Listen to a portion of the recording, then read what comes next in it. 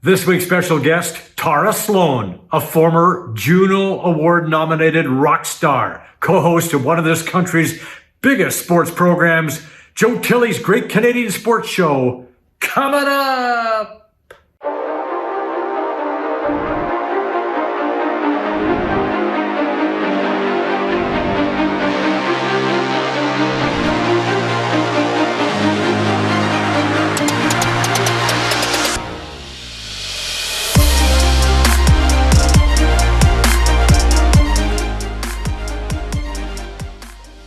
Oh, we're very excited about this week's guest. She was born in Montreal, raised in Nova Scotia. She's an actress, a singer, rock vocalist for Joydrop, TV personality, human rights activist, co-host of Rogers Hometown Hockey, and host of Top of Her Game, a great show. Ladies and gentlemen, welcome to the program, Tara Slone. Tara, great to have you here. What a lovely introduction. Nice to be here. Well, we like to begin at the beginning here, so we're going to talk about your roots. You were trained in classical voice training with the goal of becoming an opera singer. How did that factor into your life and your careers as it unfolded? Well, I guess performance has always been part of what I do, but I really gravitated towards music in general, and that has woven its way through my entire career. But I had kind of the voice for classical music. I loved singing in choirs when I was young and started taking classical lessons, and that was my trajectory. Unfortunately, I found that I just didn't have the discipline required at the age of 18. You go from high school and you're kind of a big fish in a small pond, and then you're off to study in university, and everybody's good and you have to work for hours a day. And I just wasn't prepared to do that, but music never left me. And that's how I sort of made the leap into rock music. Right, and there was a job at a record store, apparently, that helped get you motivated and inspired you in that direction. Tell us about that. Well, I was so lucky. I mean, these are the days when record stores were, the kind of meeting spots for the musically minded in any given town. So I worked at Sam the Record Man in Halifax all through high school.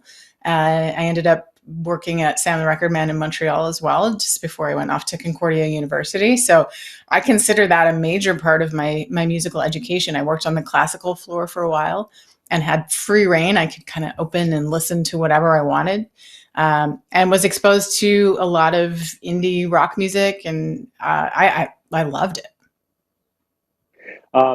You also did some theater, some musical theater, and tell us about that experience and what that was like and how that tied into what you ended up doing down the road.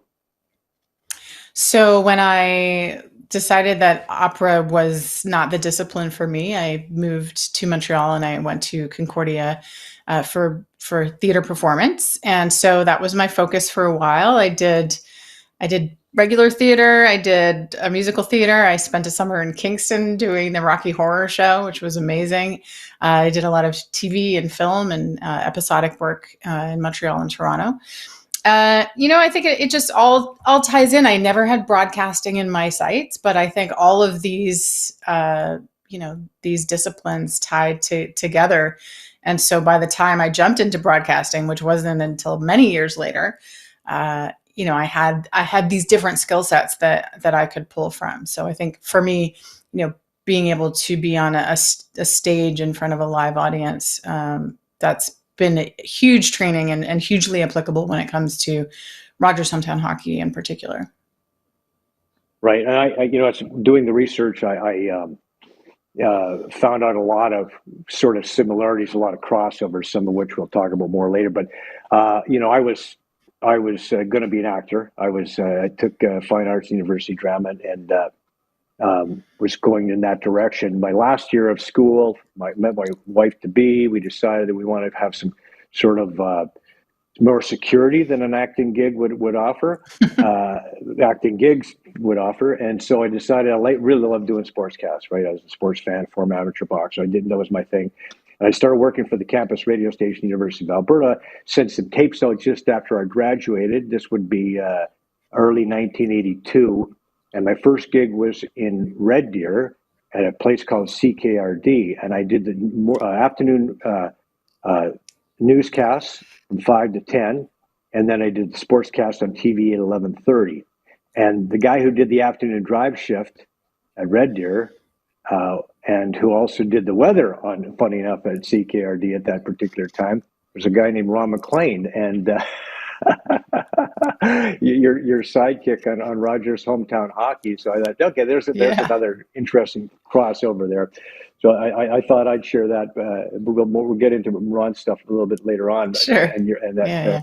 that situation. But I want to talk about your musical career because you got involved with a band called Joydrop, and tell us how that became about, and how you ended up with that group, and there was a lot of good things happened. Obviously, you guys were nominated for a Hmm. Juno.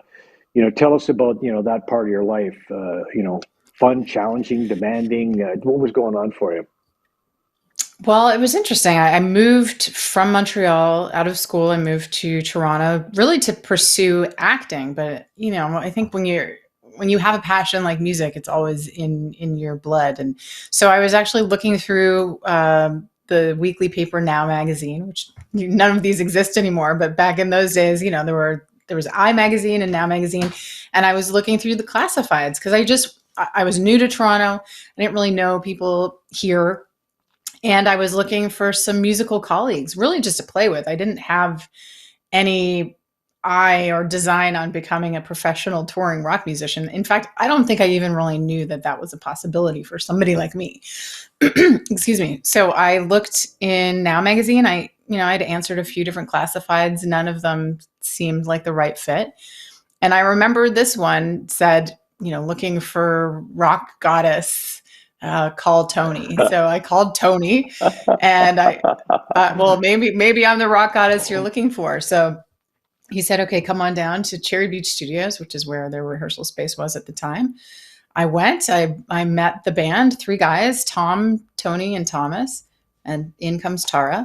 They played me some of the songs they'd already written. I know, and they'd been a band together for a while, so they had a repertoire of songs. I loved what they played me. I sang with them, and I knew the moment I walked out of that room that band was for me. So I said, I want this. And they called me the next day and said, we want you. And we got to work. And I think 7 months later, we signed a record deal with a label in the United States, put out our first album in North America the year after, toured solid for a couple of years. And, it was something that I really never expected to do. Like I said, I didn't even know that that was a life that I could jump into, and it's very demanding. You 200 plus shows a year. The first part of our touring life was in a 15 passenger van. It's a very grueling experience. We graduated to a tour bus eventually, which was a godsend. But I wouldn't trade in that experience for anything. You log that many hours on the road, you log that many hours doing live performances and that many reps, and it serves you well. Well, you were great. I mean, we because of copyright issues, we didn't want to bring the sound up on that stuff because we get flagged for it. But Right. I encourage anybody who's watching the show to go to YouTube, check out any of your stuff with Joydrop, and of course your solo stuff too, because we're going to talk a little bit about that. You did have a solo career. You also were on Rockstar INXS. Tell us about those experiences, and what was that? You're a finalist on Rockstar INXS. Well, in so Joydrop, we did our thing for a few solid years. Well, I guess we were together for 6 years, and as is the case with a lot of bands, you wonder what happened to them, and then you realize that it was just things beyond their control. And for us, our record company was absorbed by a larger record company. We lost our record deal, and we just didn't have the uh, we weren't gelling enough at the time to really kind of jump back into it. And so we decided to dissolve. And I was at a loss Mm-hmm. as to what to do. I started working on some solo material. And then in 2005, this Rockstar INXS opportunity arose. I was really hesitant. the early days of those types of performance contests. The only one that existed was American Idol. And so I wasn't sure it was going to be good for my career, but I knew that it was something that I would regret if I didn't do it.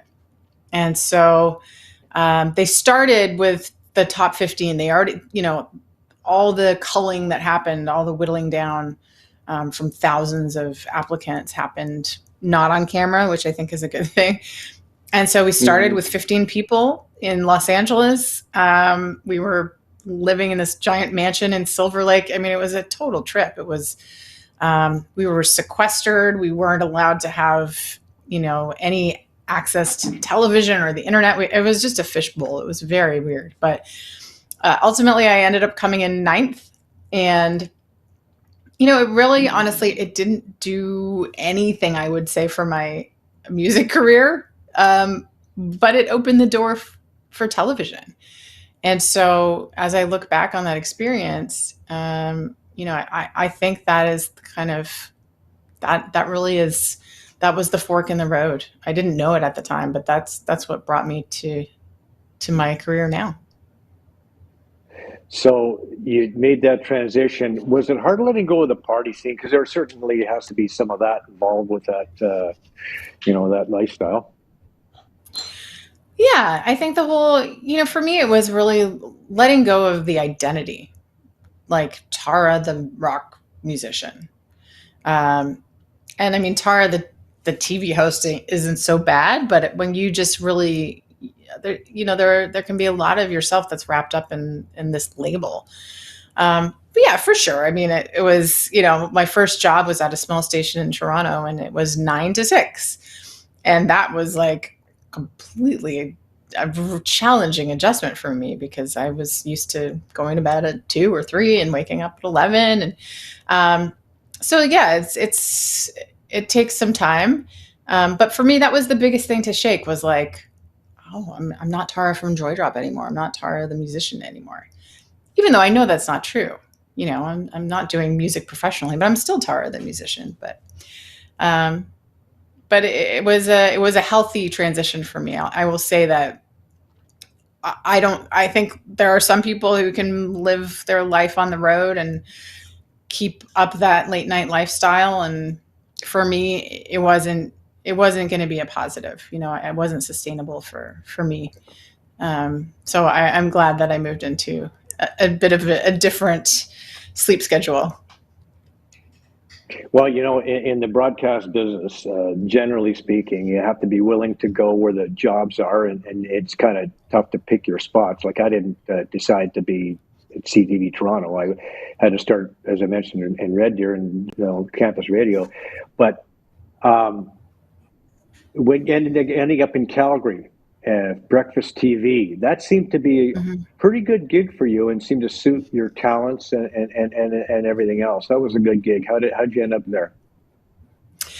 My executive producer from what was then called Sun TV in Toronto, it wasn't Sun News Network. It was just this little station that Sun Media was hanging on to. And so that's where I had my first job in Toronto. And I went on mat leave. I didn't know what I was going to do because Sun TV had become Sun News Network, and I knew that was not a place that I was going to be comfortable working. It turned out that my executive producer had gotten a job in Calgary at City TV, and there was an opening for a host. So I auditioned and landed it. It was an adjustment. My ex-husband now, but my partner at the time, he's from St. Albert, Alberta, and he had gone to school at Mount Royal in Calgary, so it wasn't a foreign place to him.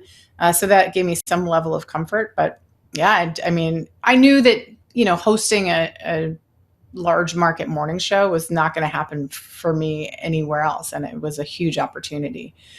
And I still say it's like when you do a show like that, which is live. And it's long, it's 3.5 hours a day of live TV. There's really no better training. So I'm very grateful for that opportunity. Yeah, it was really good. I mean, you got some really cool gigs there as well. A lot of cool stuff to do. We got some video from your spot back then. We actually there's the ice bucket challenge. Vic, can you roll some of that? Here we go. Right? That's like, that's just morning TV, par for the course. Pretty cool, yeah, for sure. And other looking through some other stuff we saw that you our buddy Paul Paskus, he's the video is he pulled some great stuff. There's a chance for you to interview the Prime Minister at the Calgary Stampede, the Prime Minister at the time. That was kind of a fun experience for you, right? There's a lot of good things were happening. Yeah, I mean, it was when you work on a show like that, it really runs the gamut, right? Like you'll have Norm Macdonald one day and the Prime Minister the next. Justin Trudeau came through. The Stampede is always that place where all the political hopefuls come through. So, Right. yeah, I mean, amazing guests. I remember the first foodies will appreciate this. Like one of the first guests I interviewed was Eric Repair, who is a top-rated Michelin chef. Like those things just happened. It was really neat. Jane Goodall, she was also in my first month being there. Wow. So really cool stuff, and a lot of sports figures, a lot of hockey players, a lot of athletes. So that was a thrill for me. Yeah, being in Canada, hockey is kind of a thing we get pulled to, right? And of course, I think that's a good way to transition into Rogers' hometown hockey, and then that transition. Tell us about how that came about. Well, I was a big hockey fan, and even when I was in Joydrop, I was appearing on Off the Record with Michael Landsberg very regularly. So and was doing some early internet work for them. And again, didn't have any design on becoming a broadcaster in sports or otherwise. But when I started to move into broadcasting, I started to turn my attention towards sports and as somewhere I wanted to be. And so, as luck would have it, Sportsnet is owned by Rogers. City TV is owned by Rogers. So that was a connection that I was able to make and started some conversations with the powers that be at Sportsnet. And so when Rogers secured the NHL deal, they put out a press release that said, we're going to be doing this touring show that highlights hockey stories from around the country. And I read that and I thought, I want to be a part of that. So I threw my hat into the ring. I sent the then president, Scott Moore, an impassioned letter saying telling him why I thought I would be a good choice for that. And, it was a process. I had a lot of conversations. I met Ron, but they brought me onto the show. That's pretty cool. I mean, getting to that point, as you ran into some challenges along the way, and I know it's documented that you had issues with panic attacks when you were in Calgary on the air, and we've all got our own issues. Mine has to do with addiction issues, but tell us about getting through that experience and how you were able to pull through that and get through the other side. Well, my very first panic attack on the air happened in my first job in Toronto on Sun TV. And it was, it was a shock. I had never experienced something like that. And it was live on the air. Luckily, not a lot of people watched. And also, it really just preceded the era of YouTube and Twitter, where these things would have just made the rounds. I mean, a couple of years later, and it would have lived forever. But it was an awakening, and I think anybody who has experience with panic knows that once something happens that triggers you, that trigger repeats itself. So it took one panic attack for me and my brain to decide that to make that connection, like live TV equals panic. And so, I didn't have another full-blown panic attack on the air, but it became so crushing anxiety-wise to get on the air after that I thought, okay, well, either my career is going to be over before it starts, or I'm going to have to do something about this. And so I did. Mm-hmm. I sought out help. I did cognitive behavioral therapy for quite some time with a really amazing psychologist. And, I mean, you're never cured, but you learn how to navigate those situations. You learn how to avoid certain triggers. You learn that you're not going to die in that moment. I mean, you learn just a lot. And I also learned that I had been having panic attacks, at earlier points in my life, that I was prone to anxiety. Mm. And so you just kind of develop a little bit of a toolbox. And so it's something that has never disappeared. I've always struggled with nerves, and managing that. And so, it's a constant exercise. But meditation helps, and just certain things Mm. that I make sure that I do. Sleep helps. Not having a ton of caffeine before I go on the air helps. And Ron and I have had this conversation. I mean, he's an anxiety sufferer too. So many of us are. Um, so but I definitely think I couldn't have done it without seeking professional help. Not a chance. Yeah, that is a big part of it, and we can't stress that enough, right? I mean, ask for help when there's a problem. Reach out, ask for help, and because there is a solution. You will find a solution if you're open to Mm-hmm. it. The other piece that I sort of resonated with me there is being afraid of feelings, right? Being afraid to feel, because I'm so old behavior, old ideas make me think that if I feel this feeling, it's going to decimate me.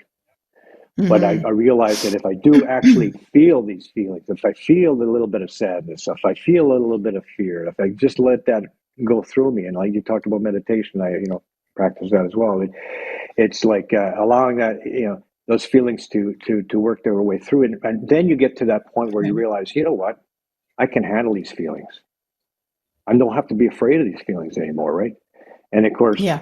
all that stuff it's related to you know asking for help, reaching out for help, finding a way, to get through that with a great professional help too is really awesome.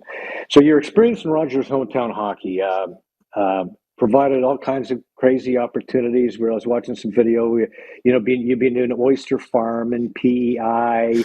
Uh, you saw how pucks were made in Sherbrooke, Quebec. You got a lesson in the bagpipes from Glenn Healy. He's Yeah. what a character he is in Oshawa. It looks like you're really enjoying yourself on the program. It looks like it's really perfect spot for you. It's been a gift. I mean, that segment in particular, we call it our hometown must. It's the thing you must do in any given Right. community. So that's just a lot of fun, and just an opportunity to do something often a little bit outside of hockey, but something that a community is proud of showing off. And that's sort of the fun, goofy, like, oh, look, Tara will do anything, and she's really bad at it, but who cares? And I don't mind, I think I'm a good sport, so I don't mind putting myself into those situations. Um, but yeah, I mean, hometown hockey, it's been an absolute privilege and a gift. The people are happy to see us. And it's a Mm-hmm. great way to bring people together. And I think no matter who you are, you're proud of your hometown. And so for us to be tasked and honored, with um, the job of conveying, the pride of a community to the rest of Canada is just, it's like what a mind blowing experience. I want to talk a little bit about working with Ron. I mean, my experience was limited a long time ago when he was just a pup, and we both were, I guess.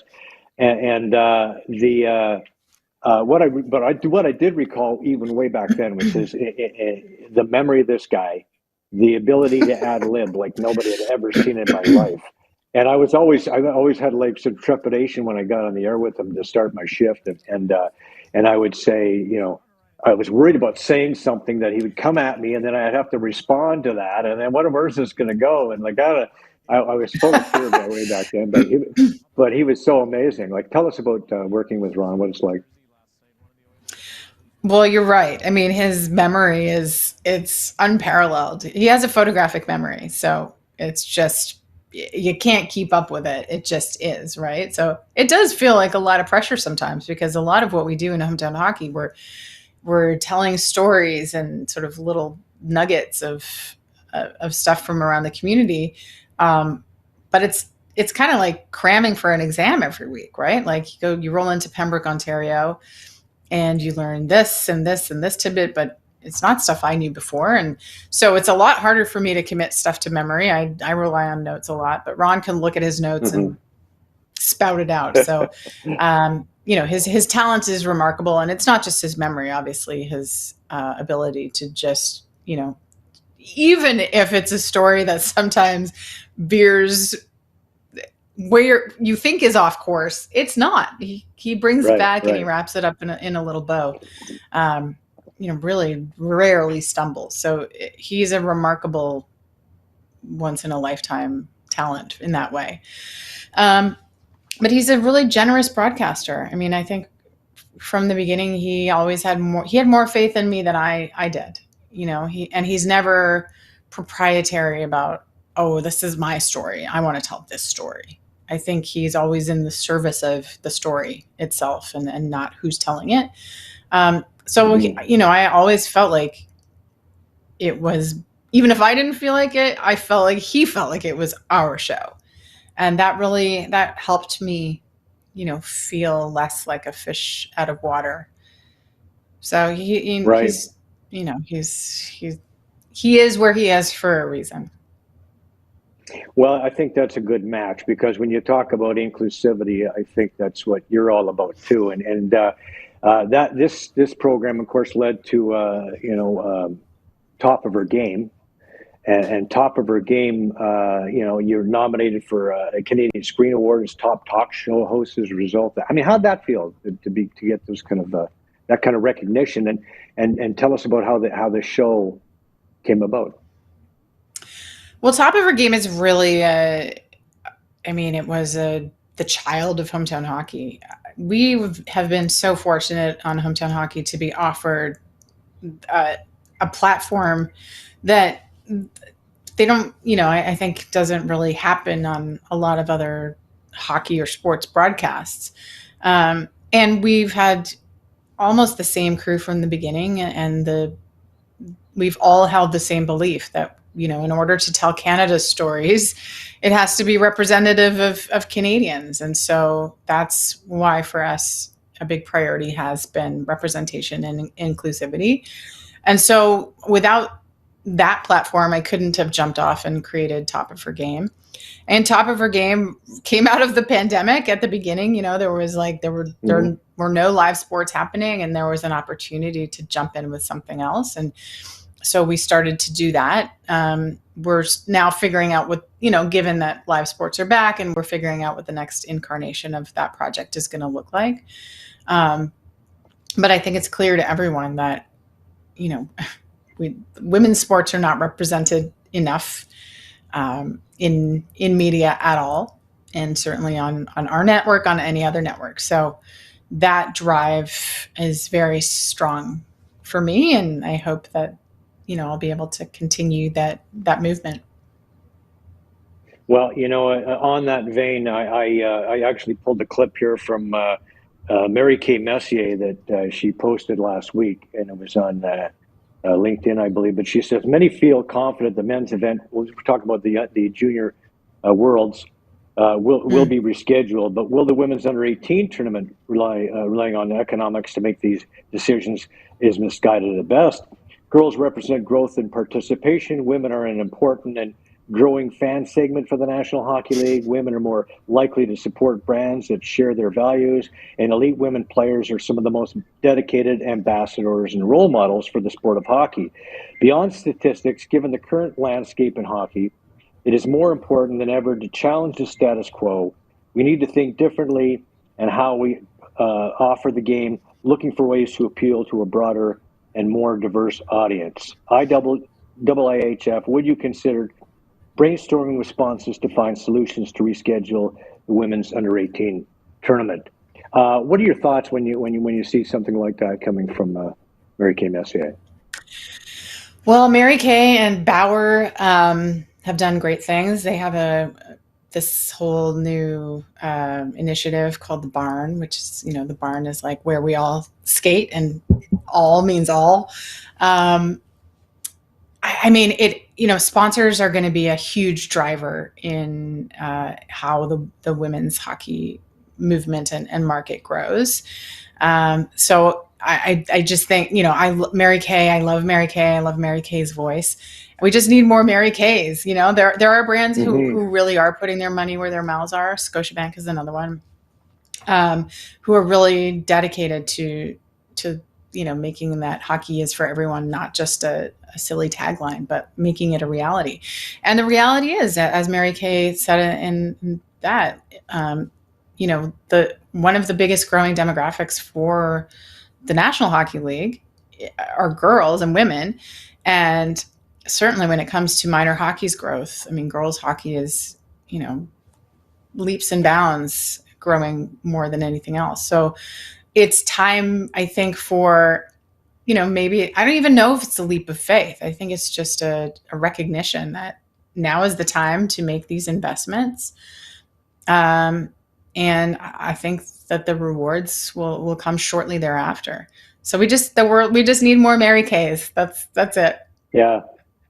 Well, and it's funny. You also retweeted a quote from Jerry D, which I ultimately retweeted as well, which was pretty awesome too. He was talking about, imagine like you see these kids at the world under, in the World Junior Championships, and the pieces that are done, and the focus that's done on them, the fact that they're front and center in the media for that 2-week period. We learned so much about them. Now imagine if we transfer that to the women's game, the under the women's junior championships, and what kind of response we get from that as well. And clearly, that's it, because if you look at the women's soccer team, for example, Christine Sinclair, Kadisha Buchanan. We know a lot about these. I had Alicia Chapman on the show. We know a lot about these women and what they accomplish, in their game, and what it's done for the game of soccer, what it's done for the game of soccer in Canada, and how that's grown. And look at when that Olympic gold medal soccer game was on,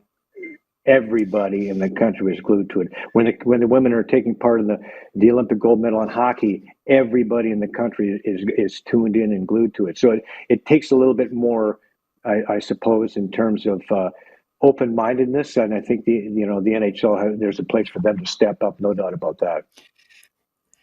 I think that was the thought, and I'm not sure that's what's going to happen anymore. I mean, I don't claim to have any insider info. I kind of extrapolate here and there, but I mean, my understanding was that the NHL wanted the PHF, then the NWHL, and the PWHPA to make friends, and they weren't going to get anything going until there was, they didn't have to step in between. I think especially given, the pandemic and what's going on financially, and I mean, I don't think the NHL is going to be the savior of all of this. And I think we need to stop looking to them to become that. I think it's going to be sponsorship dollars. I think it's going to be ownership. I just, it would be nice to see a model like the NBA and the WNBA have, but I just don't see that coming to fruition, unfortunately. But, when you talk about the passion that we see for, what happened in Tokyo with the women's soccer team, and how we're going to be glued to our TVs when presumably it's Canada and the US in the women's hockey finals here too, coming up in Beijing. It can't happen every 4 years and continue to, there's going to be a period of excitement, and then it starts to dwindle. And so now is the time to really capitalize on the excitement of that. And there is a lot more going on in the world when it comes to pro women's soccer, but Canada still doesn't have a top tier women's soccer league, so we're not able to see the Christine Sinclairs and the Kadisha Buchanans play in our backyard. And we need our young people to be able to see themselves reflected. So it's a really, really crucial time for women's hockey. And, I'm curious to see what comes next, because there's some growth I don't want to get too much into it because it's complicated, but there is some growth happening with the Premier Hockey Federation. So I'm curious to see what the next 6 months will look like. Yeah, let's hope that takes off because they struggled before with some infighting too. Hasn't helped the situation there either. But I No. wanted to say that one of the great characteristics you have is that you're not afraid to take on the NHL. You're not afraid to take on anybody. And recently, you had an editorial on Rogers Hometown Hockey a couple months back when Rick Westhead did the interview with Kyle Beach. You didn't pull any punches, and we have that clip. Vic, can you roll that? Wow. It's been a really tough week to be a hockey fan. And, that's why I got into this business. And I know I'm speaking to a lot of like-minded people out there who've had a really hard time kind of coming to grips with this and reckoning their fandom with what seems to be happening in the National Hockey League. I'm conflicted. And today, specifically during Gary Bettman's availability, he talked about the progress that's been made over the last 10 years. And I'm very much editorializing here. This is me, Tara, speaking, just making that very clear. But I'd like to say that over the last 18 months, as a fan, I have been disappointed. I have seen a league that has followed, not led, when it comes to Black Lives Matter and racial justice and leading the way in that way. They are not. They're falling behind. I have seen a league that has followed and not led when it comes to staffing with women and people of color in places that matter. I've seen a team this very calendar year draft a player in the first round who was found to have distributed images, sexual images, without consent. And then this last week, we see the most heart-wrenching interview from Kyle Beach, the most heart-wrenching admission that I think we'll ever see in this game. And what I am seeing is all of the players, from the players to anybody who has a voice in this matter and who could say, I'm just so sorry. I see the culture of silence being upheld, and it is devastating. And the reason that I feel so passionate about this, and so many of you do out there, is because this matters to us as humans, and we love this game, and we just want it to be better. And it isn't. And anybody who thinks that this culture is not deeply broken. Wow. Well said. Excuse me. I just. Yeah. But I'm feeling I mean, yeah. No, I'm not verklempt. I swallowed my tea down the wrong way. Yeah, no, it's sort of intense to watch for me right now because, I know how I felt in that moment, and obviously a lot of passion. And again, I will credit Rogers Hometown Hockey. Our producers knew that I was going to say something. They didn't ask to vet what it was I was going to say. Ron, that goes just along with his ability and drive to be a really generous broadcaster. He gave me that space. And obviously, I don't think the NHL is going to call me for a job anytime soon. But I think it's incumbent upon those of us in the press. Yeah, like we're part of that culture of silence, right? When we don't talk about these things and hold the NHL to account. And, we know these things aren't just happening in the NHL. They're happening at every level in every league. If we're not talking about it, then we're part of the problem. So, I don't think it always has to be this impassioned speech, but I think on a more consistent basis, like we need more Rick Westheads out there. We need to start kind of like going like, hey, like that's wrong. That's wrong. I don't care that you're the league that I love. I don't care that you're the league of standard. The hard thing is obviously I work for Sportsnet. Sportsnet is the rights holder in Canada. And so I think many of us feel like we've always had to walk a fine line. But I think it's better for the game when there is accountability. Well, I was going to say, is there anything you wanted to add to that you've had through a few months now to sort of reflect on? But I think you covered it off pretty well there. I just love the fact that you have the gumption to say what needs to be said, and you're not afraid to say it, and the fact that you work for the rights holder, so be it. This needs to be said. This is what I'm saying. And I know that there has been some pushback from some of the dinosaurs, I suppose, some of the people who have a hard time letting go of the grand old game the way it's supposed to be played, and yeah. But you know what? It's if we don't change, we're doomed to make the same mistakes over and over and over and over and over again, and we never get to where we need to go. Exactly. And they're the same people who they don't like, you can't say anything. They didn't like when, many of us talked about the disparity between the IIHF, canceling the U18 women's. Like they don't like anything. So I can't, I don't answer to them. I answer to, what my own moral compass is. Right. And they're not the future of the game. Right.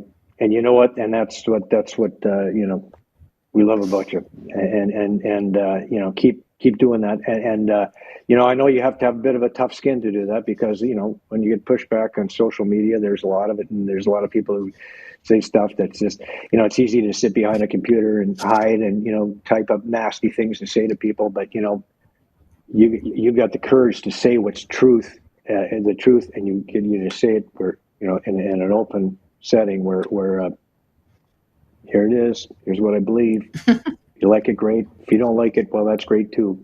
But I just wish people would be fair when it comes to attacking people through the social methods. Yeah, it's ugly out there and getting uglier, I think, as the world is a really divided place, and people are just looking for ways to express their anger. So you have to be careful. You have to create your own boundaries and take space. And sometimes I delete Twitter from my phone for a while. And you need to know where your limits lie. Right. Yeah, we had a situation we looked at it a little while ago with Jody Vance was attacked. Like she had to get the law involved to get somebody who was so harassing her so badly, and we don't want to see that kind of thing. And I guess the message I have is like kindness really works. And really I've learned through recovery in that I can't hurt somebody without really hurting myself, even if it's in words. Right. And so when I start to spread kindness, it goes a long way, and that gratitude becomes a very key thing in my life, and helps me to just have a better outlook towards the world. When I have a better outlook towards the world is a better place. So, but anyway, Tara, I want to thank you for being on the program. So. Yes, because you make our world a better place, and you do an amazing job. And thank you. Keep doing what you're doing, and appreciate you being on the program. Well, thanks for doing what you do, and thanks for having me. Thank you. All right. Guests on Joe Tilley Sports receive a gift certificate from Classica Imports. Top of the line imported men's clothing. Check out the Classica Essential Collection now. Go to shopclassica.com. Hey, I'm Canadian rocker Tommy Gunn, and you got more Joe Tilley Sports coming up.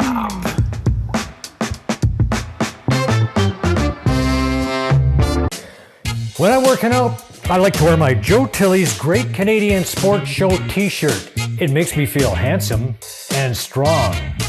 If you want a t-shirt, support the show, click on the link below. Now, back to my workout.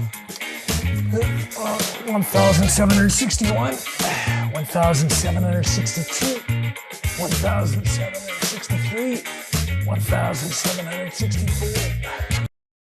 Addiction Rehab Toronto, Toronto's #1 alcohol and drug treatment center, saving lives, reuniting families. The only treatment center in the province to offer medical detox, treatment, sober living, and lifetime aftercare all in one place. Our unique and specialized programs are designed to equip our clients with the tools to successfully lead a life of dignity, respect, and purpose. Let us help save your life or your loved one's life. Call today for more information or to facilitate an intervention. 1-855-787-2424 or visit addictionrehabtoronto.ca. Joe Tilley Sports is brought to you by COSA, Central Ontario Standardbred Association, providing a united voice for harness horse people racing at Ontario tracks. Check out your benefits today at COSAonline.com and check out COSA TV on Facebook and YouTube for all the latest harness news and live action updates. Live racing year-round. Go to hpibet.com for all your wagering options. Become a member today, and your first bet is free. That's hpibet.com.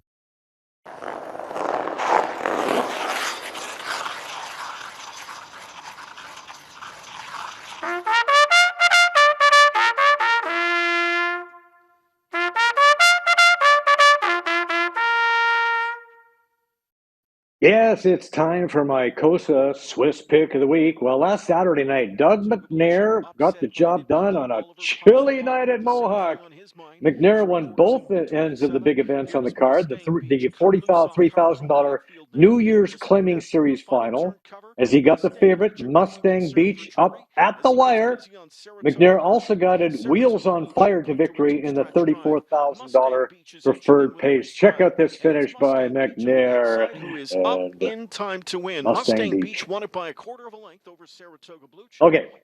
This week, we're going to Mohawk for Thursday night's 7th race, second leg of the Blizzard Series for 3-year-old fillies and mares. I'm taking Katie's Delight with John Drury in the buggy, $5 win place, and a $1 exacta box 369. My bankroll has slipped to $129. We'll have to pad that up again. Now, for all the racing updates, visit COSA TV on Instagram, Twitter, and Facebook, and go to HPI Bet for your wagering options. Time now for the Rycom Wrap, sports news that's close to home. Well, it hasn't been a perfect road trip for the Maple Leafs. I mean, it's hard to believe they couldn't beat the Coyotes in Phoenix, but the Leafs have pretty good. You know, that was a gritty, albeit a tad sloppy effort in St. Louis. Great to see Mitch Marner back. Didn't miss a beat. The All-Stars are getting the job done. Jack Campbell keeps racking up those W's. Austin Matthews has scored in 10 consecutive road games. Unbelievable. Wow. Tough to figure out those Raptors. I mean, they lose to the Pistons at home. I mean, they're one of the worst teams in the NBA. Then they march into Milwaukee. And the next night, it's a second of back-to-backs. The Dinos hand the defending NBA champs a 7-point loss. Pascal Siakam with 30 points and a triple-double. They did drop a tough game in Miami, but the Raps are going to be a tough come playoff time. They're going to finish somewhere between the number 4 and the number 8 seed, and I'll tell you what, they're going to be a very tough team to handle when the postseason rolls around.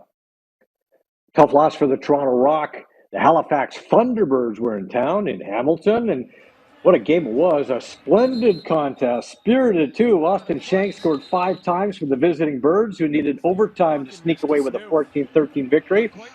The Rock were missing 4 players due to COVID protocol, including Rob Hellier. That's a tough one to lose. Challen Rogers had 2 goals and 7 helpers in a losing cause for the Rock, who fall to 2-4. The Thunderbirds, well, they're a perfect 4-0. We might see another Canadian in the NFL. Yes, indeed. Brampton's John Mechie has opted out of his final season at Alabama to make himself eligible for the NFL draft. Mechie had 96 catches for 1,142 yards and 8 touchdowns before tearing his ACL in the second quarter of the SEC title game. That was a win over Georgia. He helped lead the Crimson Tide to a national title in 2020.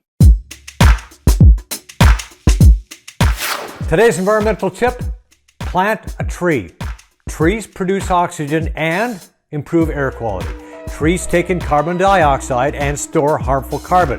Trees prevent soil erosion and help lessen flooding. Trees lower temperature by providing shade and cooling water evaporation. ICOM, passionate people who turn complicated business problems into simplified technology solutions.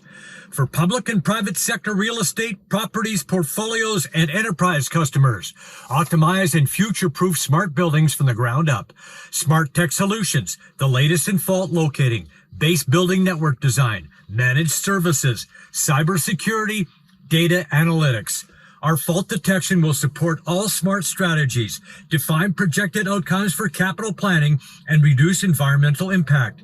Rycom, smart protection solutions. At Rycom, we're building a path to a smart and environmentally friendly future and a carbon-free economy. Well, I have to tell you, the golf here in Mexico is pretty spectacular. There's an NCAA women's tournament coming up in March at El Tigre here in Nuevo Vallarta.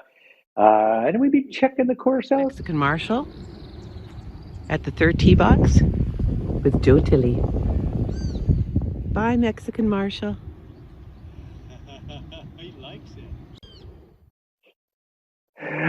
Oh, yes, he does. Well, so we close with a look at the folks who make this show possible. These are friends, trusted business associates, and all-around great people. We highly recommend them all.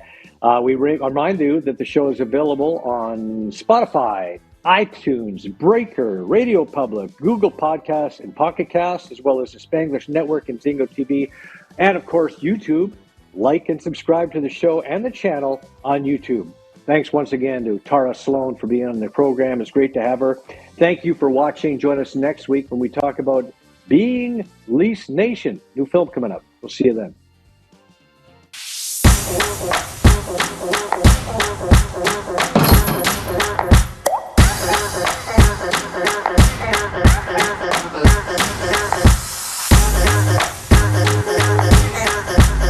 Joe Tilley's Great Canadian Sports Show is brought to you by Brian Gribben Insurance Planning, helping you solidify your financial future. At BGIP, what we do that's unique in the marketplace is we show people how to spend and enjoy their money in their early years of retirement without the fear of running out.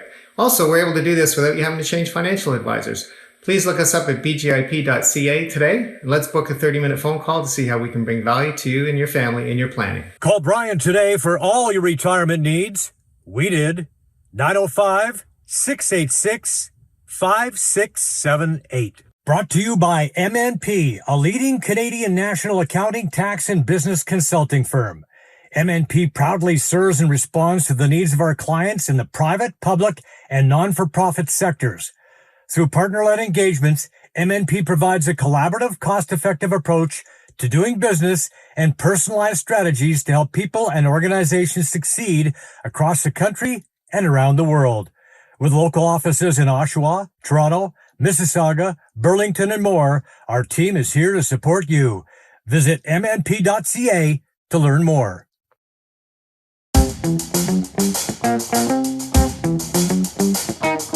Hi, I'm Joe Tilley, and I want to tell you about the painting pros. Patrick and his crew recently came into my home, and they painted the walls, they added some color. It's fantastic, and I can't be more satisfied with the work they did. That crew is tremendous. They were professional, they were courteous, they were respectful, and they did a fantastic job. Look at that. Look at that color. I just can't stress enough how satisfied we truly are with Patrick and his crew. For all your painting needs, go with the pros.